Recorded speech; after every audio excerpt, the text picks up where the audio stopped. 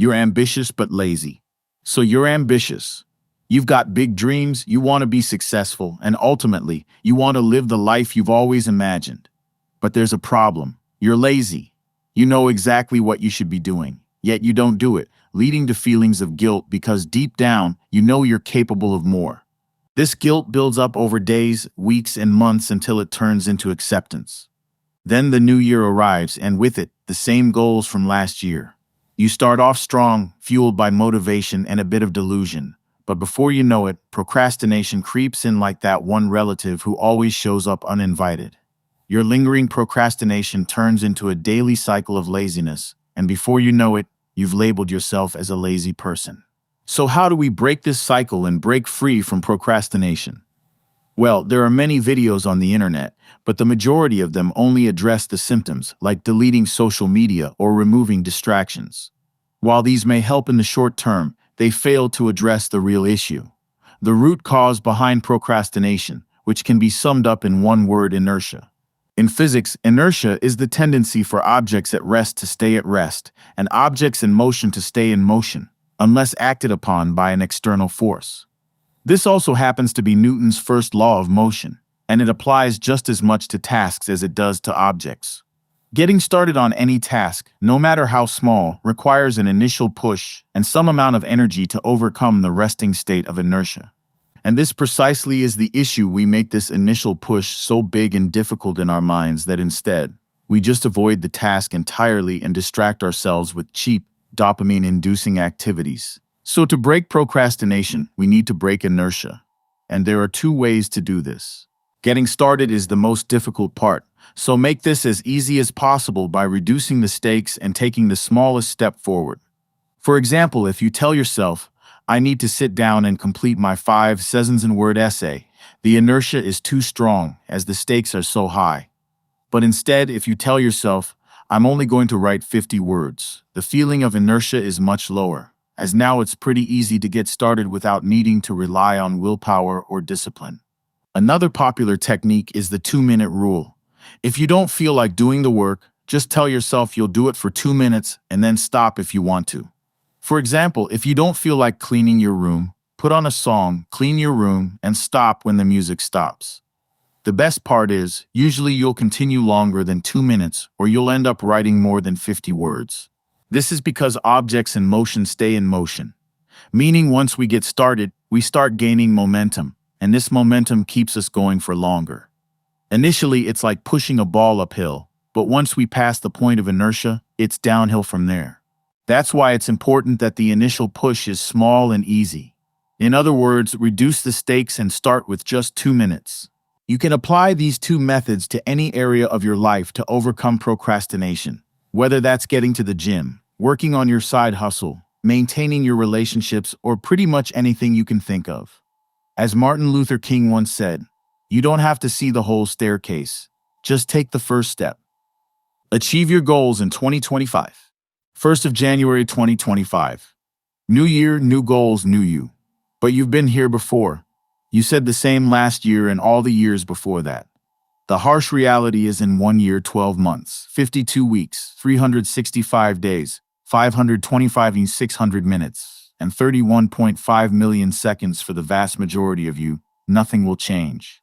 You'll be where you've always been, the exact same place as today, and the remaining will move backward because the truth is your actions won't change. You'll continue doing what you've always done and expect a different result, which according to Einstein is the definition of madness. And the saddest part is, by the time this video finds you, many of you will have already given up on your New Year goals. In fact, 92% of people will give up on their New Year goals this year. But for you to not be part of this statistic, you'll need to redefine madness. You'll have to do something this year you've never done before. You'll have to change the way you think about and approach your goals. And here are 4 steps to make this happen. Step 1. Drop your New Year goals and start again. Because 99% of people set goals the wrong way, meaning the odds are already stacked against you from the very beginning. So it's not a question of if you will fail, the question is when will you fail? And that's because annual goals are ineffective for 2 reasons. 1. An annual timeline is too long and kind of irrelevant for most goals. Who decided that all your goals need 12 months to complete? 2.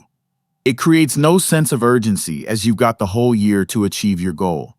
So, in theory, you could start in December and just sit around all year. Step 2. The better way to set goals.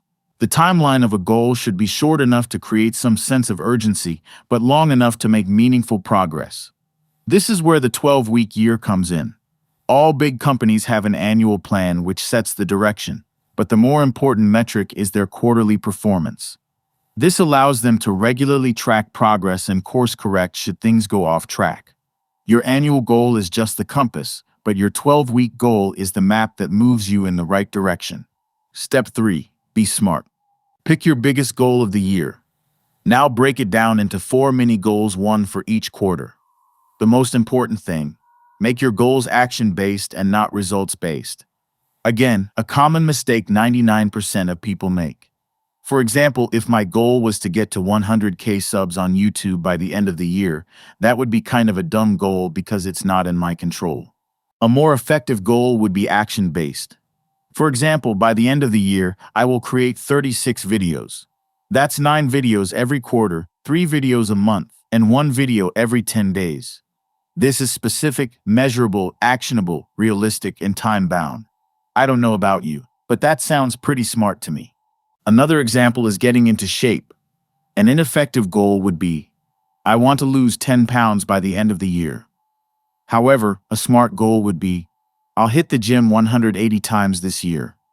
That's 45 days every 3 months and 15 days every month.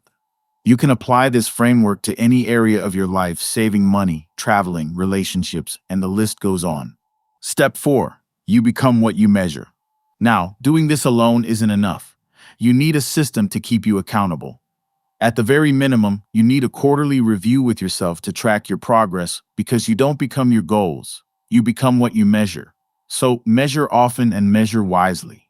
And even if you achieve only 2 out of the 4 quarters, you'll still be significantly ahead compared to 99% of the population.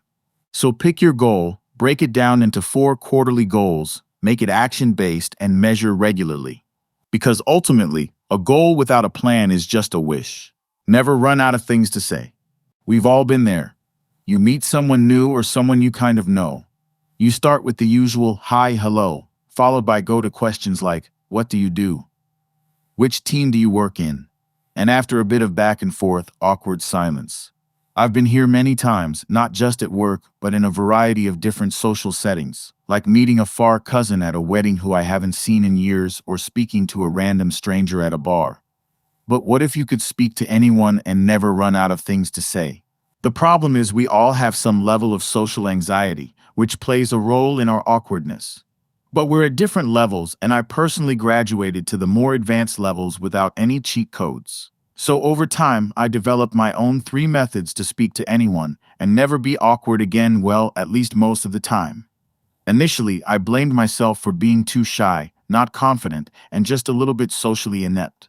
But like everyone else, I was the exact opposite around people who I was comfortable with. So I asked myself, what really is going on?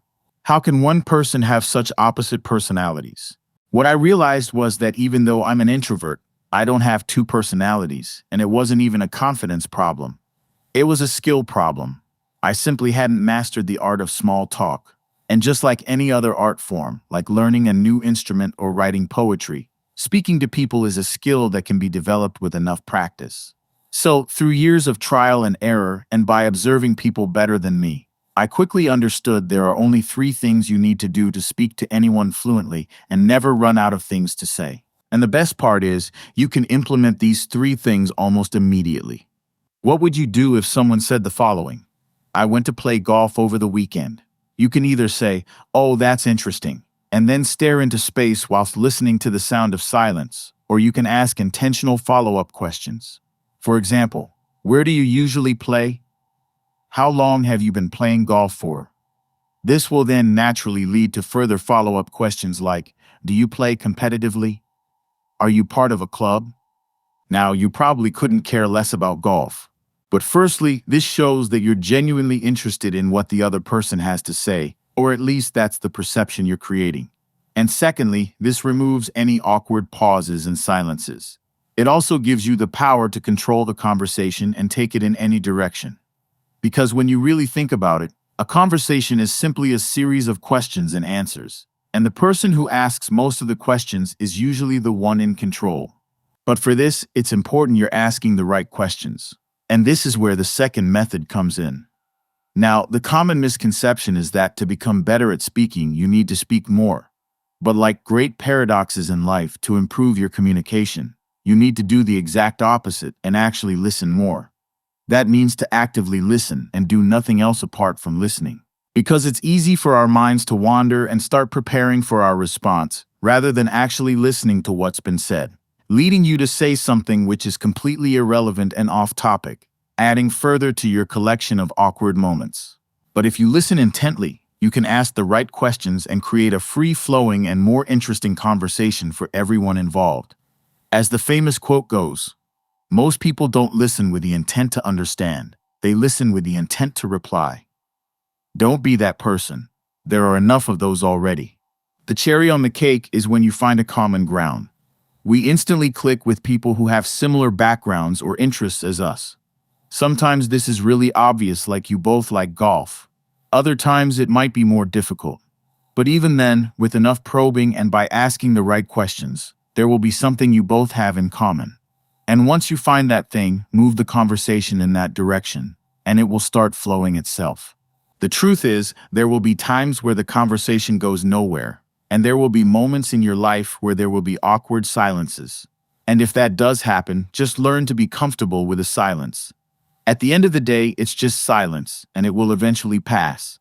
But by following these three methods, more often than not, you'll be able to speak to anyone and never run out of things to say. Stay focused. 3 proven techniques. Focus, probably the hardest thing to do in the world we live in today. Notifications, emails, external noise, breaking news, and the list goes on. Your attention has become the most valuable resource, from which some people have become super rich, and I mean Forbes-level rich. And it's only going to get worse with the rise of new platforms and technology. So, in a world with so many distractions, where everyone is fighting for your attention, how do we actually focus? Being able to focus is simply the ability to concentrate for an extended period of time. Studies suggest that humans operate in alertness cycles of 90 minutes. So, in a way, breakthrough innovations and most of human progress have come from chasing these brief windows of time. But our ability to stay focused has gotten worse in the 21st century with the rise of the internet and pretty much everything moving online. Whilst working on one task, we're juggling online meetings, emails, instant messaging apps, and of course, randomly checking social media throughout the day. And this, precisely, is the root cause of the problem, the myth of multitasking. The term multitasking was first published in an IBM paper in 1965 to describe a computer's ability to perform multiple tasks simultaneously. And soon enough, this term became synonymous with humans. But the problem is, the human brain isn't designed to perform multiple tasks at once. And the reality is, neither are computers. It simply switches between programs really quickly, which makes it appear as though it's multitasking. But when we try to do the same, our ability to make meaningful progress in one task becomes next to impossible.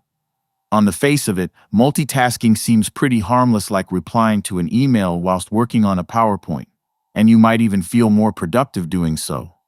But the truth is, the continuous context switching between tasks reduces our cognitive ability and actually makes us less productive. So, to stay focused, pick one task and only do that one task. But how do we practically do that when every notification seems urgent, and the urge to open an unseen message is so irresistible? Method 1. Timetable. In school, we had a set timetable. We knew which classes were when, lunchtime was fixed, and home time was 3:15, well, for me at least.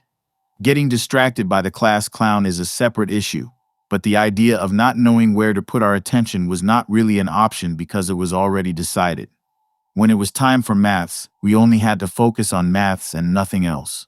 But when we finished school, timetables also stopped, and we were left to fill our time ourselves. Even if you're working a 9 to 5, the time during this period is somewhat in your control. You can either reply to emails every 10 minutes or allocate a specific time in the day to clear your inbox and use the rest of the time for actual productive work. This is also known as time boxing, intentionally carving out time in your day for specific tasks. So during that period, you're just doing that very thing and not brainlessly multitasking. And whilst urgent and unexpected tasks may come up that take you away from your perfect day, at least you're increasing the odds of staying productive rather than getting distracted by every notification. Method 2. Alertness windows. So, 90 minutes seems to be the alertness cycle for the human brain at the very top end. And this may vary person to person. Some may be able to stay focused for longer, whilst others for much shorter. So why not use this to our advantage when creating our perfect timetable for the day? A popular productivity method is the Pomodoro technique. This was invented in the late 1980s by a university student, Francesco Cirillo, to overcome his struggle with staying focused. And now it's become a key part of productivity pop culture with countless apps and videos on this technique. It's simply where you work for 25 minutes, then take a 5-minute break, and then repeat the cycle. Each cycle represents one Pomodoro. Another reason why it's so effective is because the human brain loves working towards goals, and a 25-minute goal is specific and measurable. It's also long enough to get a sizable amount of work done, but also not too long where your mind starts to wander and gets distracted by random dance videos on TikTok. To make this even more effective, turn off all your notifications and just concentrate on that one task for 25 minutes. Now imagine stacking this over a year and ask yourself how much more productive would you be across all areas of your life. Method 3. Get in the flow. During your 25, 45, or 90-minute window, there will come a point where you're completely lost and immersed in your work. You'll become hyper-focused and tuned into the task at hand, where, for a brief moment, the concept of time will disappear. This is when you've entered the flow state. Musicians experience this on stage and athletes on the field. But as a regular person working a 9 to 5, you can also experience the same. Flow state is achieved when the task you're completing is neither too difficult nor too easy. Because if it's too easy, you'll get bored. But if it's too difficult, you will feel overwhelmed. So it's within this sweet spot where you'll experience the state of flow. Video games do this very well. This is why each level is progressively more difficult. So as your abilities improve, so does the level of difficulty, keeping you hooked and coming back for more. But flow state is not something that can be forced. It will come to you naturally without you even realizing it. And of course, there might be days where you never enter this state, and that's okay too. The key is to control the controllables. Stop multitasking, block out time for deep work, allocate cycles for work and rest, and your ability to focus will be a natural byproduct.